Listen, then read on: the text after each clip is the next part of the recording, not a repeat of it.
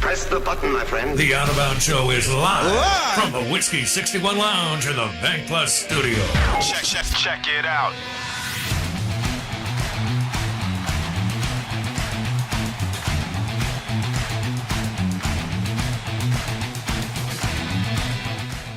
And good morning. Welcome in.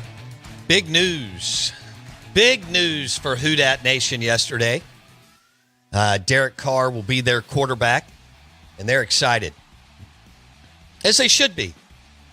Especially if, looking at the NFC South, I mean, it could be a pretty weak spot. Maybe you could go 8-9, possibly make the playoffs. Well, I think you could. Out of Bounds, ESPN 105.9 The Zone. Driven by your next John Deere tractor at Ag Up Equipment and any of the Ag Up Equipment dealerships in Mississippi, whether that's Hattiesburg, McGee, Canton, Pearl, Yazoo City, among others, agup.com. You can watch the show right now on YouTube. Search Out of Bounds Sports. It's National Cereal Day, and so we were talking about Frosted Flakes, Apple Jacks. What was the cinnamon one that you mentioned, Blake? Cinnamon Toast Crunch. Yeah. The taste you can see. And so many others. People were coming at Honey Nut Cheerios, and we were going back and forth with that. Before we get into Derek Carr with our friend Mike Detillier, Saints Insider, WWL Radio TV New Orleans. He joins us on the Farm Bureau Insurance guest line. Mike, what was your favorite cereal when you were growing up? Oh, man. It was Cinnamon Toast Crunch. Boom. All right, Blake's excited about that. Anything that had sugar in it, I was good. I'm going to be honest with it. There is something about it, when you're a kid, that sweet taste is a good one. No doubt. It was a big day for Who Dat Nation. You're right in the thick of it. You're one of the leading Saints guys, afternoon drive, among many other things that you do. Mickey Loomis gets it done. You had talked to us about it the last couple of weeks. How big a win is this for Loomis and the Saints right now, Mike? Well, he was their first, second, and third choice because the fourth choice people weren't going to like. I'll be honest with you. So they were all in with Derek Carr. It was obvious when they were the only team that tried to negotiate a trade for Derek before he became on the free agent market. And he did what was right for him. And he got to explore things a little bit with the Jets and the Panthers, but came down to it, I think his relationship with Dennis Allen, Dennis, the guy that helped draft him in Oakland, and the fact that they were willing to commit to him for the 4 years, I think played a big part in it. A big part. And also, too, he's never played on a defense that's been a top 20 defense ever with the Raiders. I think that's the best he's ever played on a team that was 20th. The Saints have really been a pretty good defensive team. So he doesn't have to carry all the load all the time. I always look at a quarterback and how I measure him. I want to see his accuracy skills, his ability to process information quickly, how mentally tough he is, because I think that's a big part of the game. The other part is the ability to close the game out. And, he has more fourth quarter comebacks during his time frame than any other quarterback in the NFL. So that tells you a little bit about him. And a lot of that having to do with the fact that their defense was just so bad. And they were giving up so many points per game. But I think it is have that ability to do that is huge for this football team. It doesn't solve all your issues, but it solves a big one. And that you got a guy that's better than what Andy Dalton was. And I thought Andy did a solid job last year. I'll be honest with you. Andy took a lot of heat. But he did a solid job last year. They had a lot of penalties. They had a lot of drop passes. Could not run the ball. Now, the not being able to run the football part, they're going to have to solve, because I think that's a major issue with this team. Right. I've had way too many defensive coordinators kind of confer back to me about they running the same plays over and over again. It was easy to defend. And so you can say, well, Alvin Kamara didn't have a good year. He got distracted with everything off the field. Yeah, that may have been the case. But when the defensive coordinators tell you that they know what you're running, man, boy, if I'm a coach, that's halfway in the battle with all this. Yeah. So, hey, Mike, we're going to try to get a little bit better connection here. We're visiting with Mike Detillier, Saints Insider, WWL Radio TV New Orleans. You're listening to the Out of Bounds Show, ESPN 105.9 The Zone, brought to you by Sound and Communications. That's right, the top quality audio-visual company in Mississippi, SoundcomAV.com. Sound and Communications, churches, businesses, and sports facilities. We're visiting with our friend Mike Detillier, at Mike Detillier on Twitter, Saints Insider.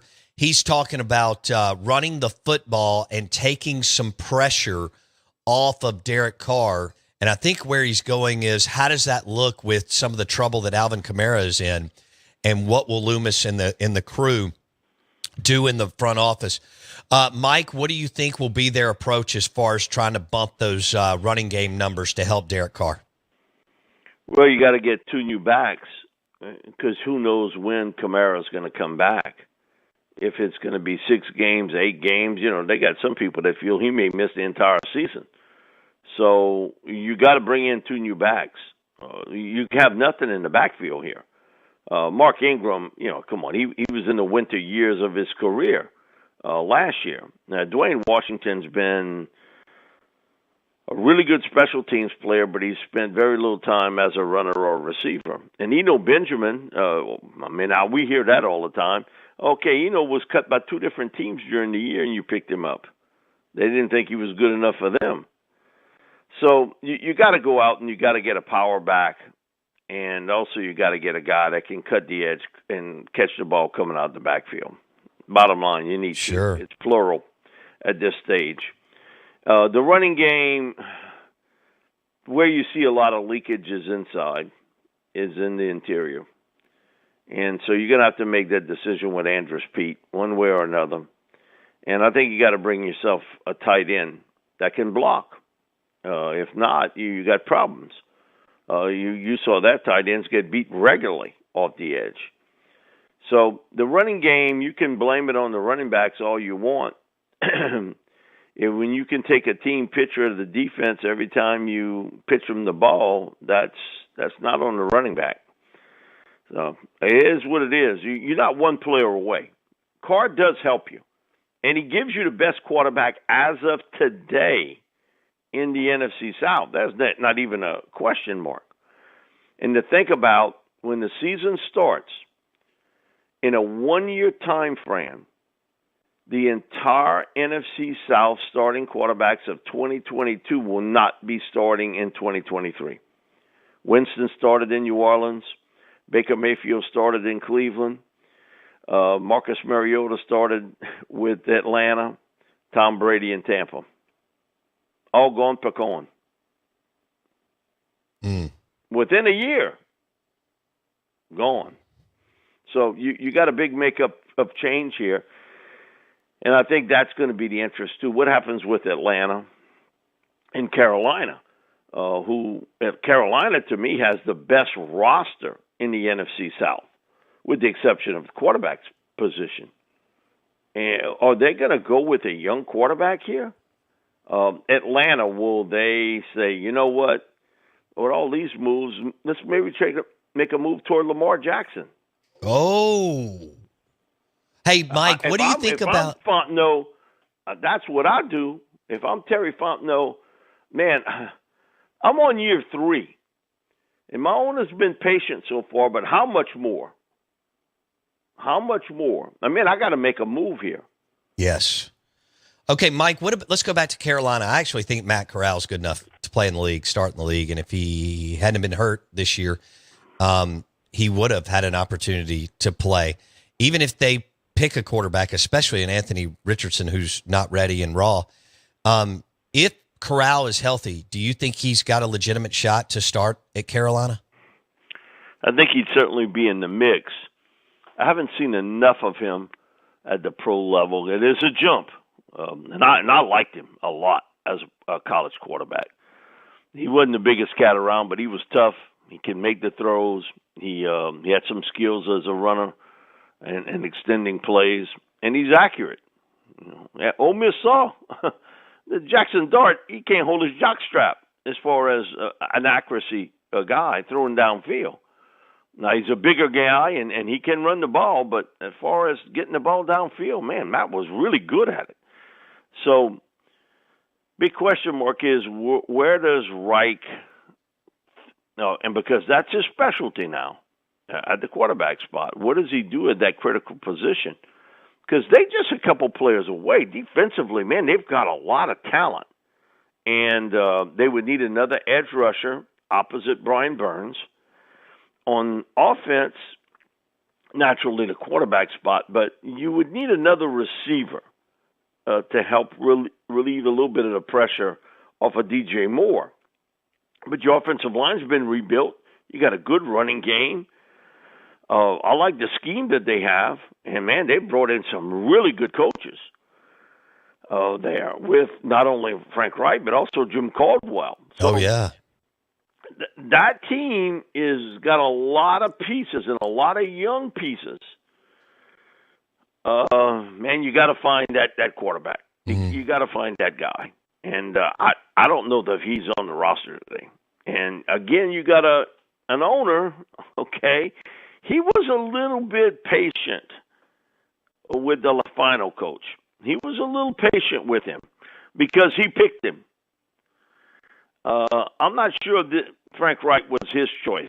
I think people around him sort of pushed the Frank Reich thing on him. And I like Frank as a coach. And he certainly is an offensive-minded guy, and they'll do well.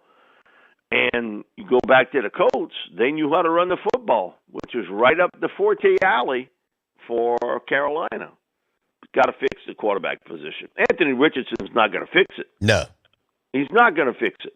All these comparisons, too, to Cam Newton. Did somebody get hit over the head with a hammer over the weekend? Did people watch Cam Newton in college? You can compare physically Cam Newton to Anthony Richardson, but don't give me this stuff about he's the same player. Cam Newton, in the last 25 years, that is the best one-game season anyone I've ever seen have in the SEC. Ever have. He was a dominant player. Oh, yeah, but he had all kind of talent around him. Oh, yeah? When it came down to draft time, Cam was one of 4 players picked by Auburn in the draft. 4. 2 first-round picks, 2 seventh-round picks. Florida had 9 players at the NFL Combine.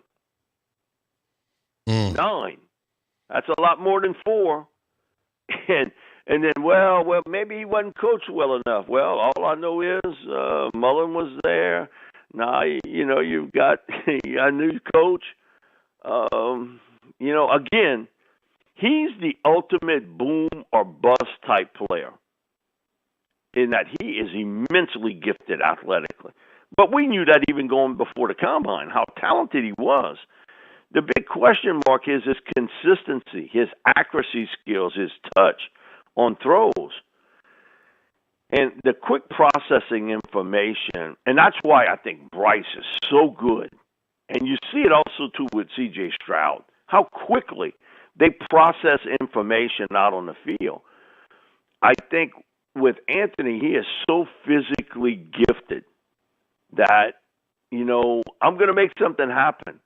And sometimes because you're so gifted, you get away from what I should be doing in looking for certain spots downfield. Because I think I can fit a ball anywhere. And you know what? He can. But a lot of times it's an incomplete or an interception. Mike Detillier, WWL Radio TV New Orleans, talking NFC South and where we're headed as Derek Carr is now in New Orleans. He's also referencing Matt Corral. This could be a great opportunity with Frank Reich, who's an offensive mind. And I don't think Anthony Richardson could, if that lined up, I don't think Anthony Richardson could beat out Matt Corral. But there could be another guy in the mix, too, at Carolina. Mike D on the Farm Bureau Insurance guest line. Blake Mania has a question. Yeah, Mike, it's interesting you mentioned Richardson in the comparisons to Cam Newton, because I know a lot of people also want to compare Anthony Richardson and maybe Will Levis and then every other mobile guy to Josh Allen. Can you explain just briefly why the Josh Allen career to this point is an outlier and an anomaly and not something that's probably repeatable with every athletic QB moving forward in the NFL? I watched Josh play a lot, then he came to Manning. And I really got to spend 4 days to watch him throw. No question, he had a cannon for an arm. And it rained on the Saturday. We had to air it out. Contest between the college quarterbacks. I've never seen a guy throw a football that's wet like he could. And okay, it's pouring down rain, and he's underneath the deal, and he's pleading his case. Hey, let's just go out there and throw. And my deal is, gee, Monetti. If you watch film of Allen at Wyoming, a lot of it had to do with the receiving corps. In that, did any of those receivers he's playing with play in the NFL? No. Not a one. Okay, and he'd throw the football in the area. Sometimes they weren't there. A 10-yard cut in, they were running 13 yards. They were kind of improvising routes themselves because they knew he could throw the football so hard and so far, and he got away with it. And that's why he was not a high percentage passer. If you watch, man, he had a lot of drops at Wyoming, and he had a lot of the receivers that their route running skills weren't very good. That 10-yard route was never 10 yards. It was 12, 13 downfield. It's all about timing. And so that's why I think he made that transition. We all knew he was super talented. And we saw that Manning, certain routes he could throw. I mean, he could really throw it and throw it with accuracy skills. Where I thought he struggled was on the deeper routes. He would try to overthrow the receiver and have him run under it. Now, he was taught that at Wyoming. Just throw it up there and the receiver will go run under it. Now, the speed of those receivers at Wyoming and the speed of those receivers in the NFL is a little different. So he got away with that. He can do that in the NFL. He couldn't do it at Wyoming. So it's also the product around him. It was also the product that was surrounding him. And, when he got in trouble, the first thing he did is, that guy's not open downfield, I'm taking off running with it.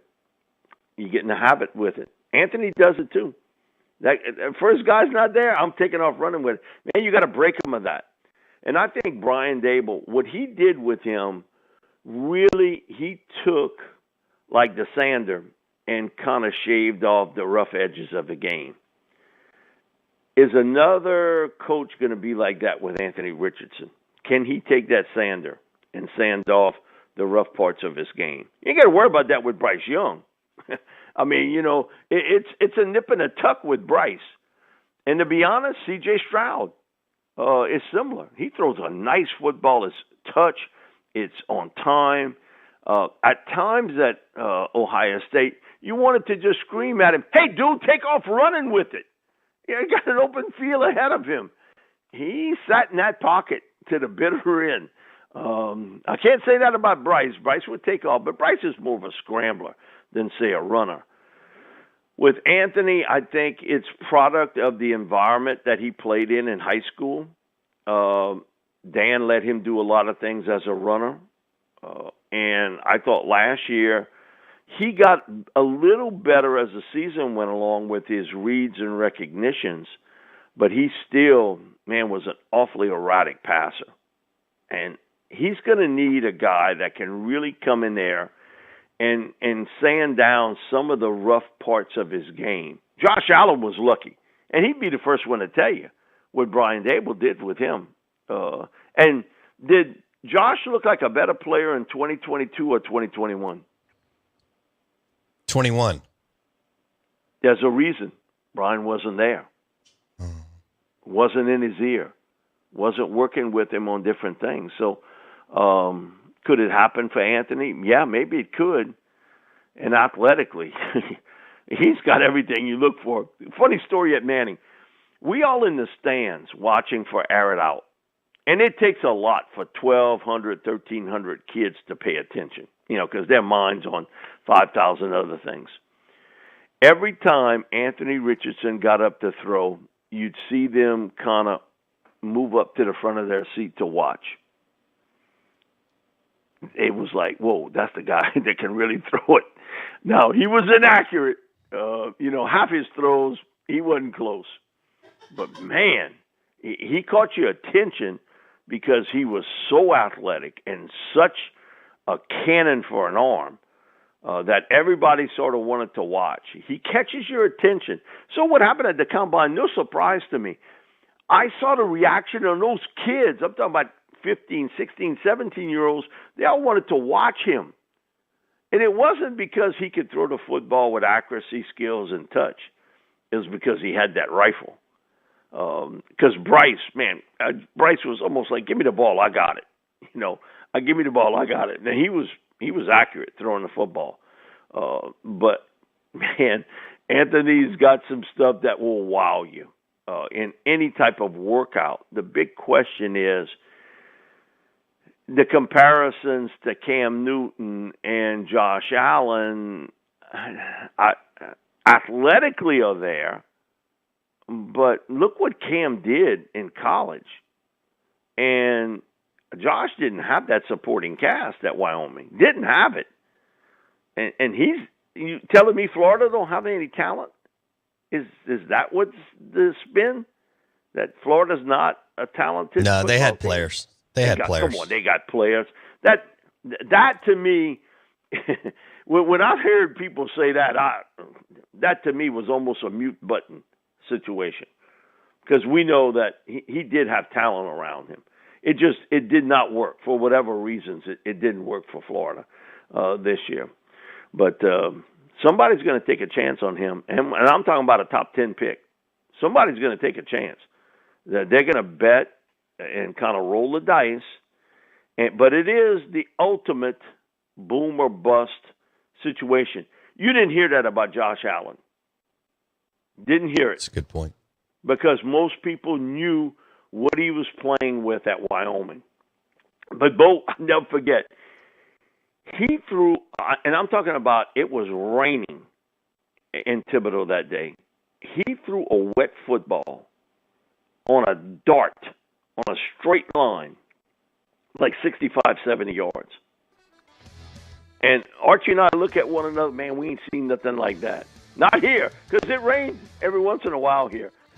But it was to watch Josh Allen throw that ball. And I'm talking about soaking wet, because you got a little towel on it, but as soon as you pull that towel off and you throw it, man, the rain's coming down. I've never seen anybody do that. We'll leave it there. Mike Detillier, Saints Insider, on the Farm Bureau Insurance guest line. Thanks, Mike. Thank you, Bo. That was awesome. At Mike Detillier on Twitter. Derek Carr is in New Orleans. We'll see what Atlanta, Carolina, and Tampa Bay do at the quarterback position. But Mickey Loomis and Dennis Allen got their guy because, as Mike said, that was their first, second, and third choice. The Out of Bounds Show is powered by Sound and Communications. SoundcomAV.com.